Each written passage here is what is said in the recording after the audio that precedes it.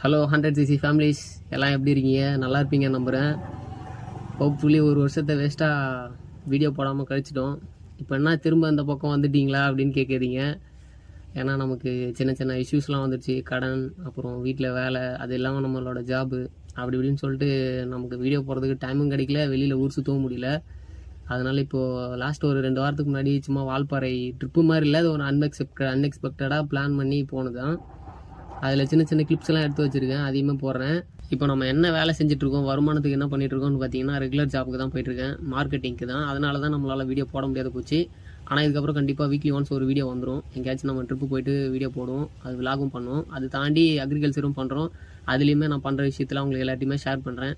Okay, நம்ம சேனலுக்கு யாராச்சும் புதுசாக வந்திருந்தீங்கன்னா 100cc ரைடர் சேனலுக்கு சப்ஸ்கிரைப் பண்ணிக்கோங்க.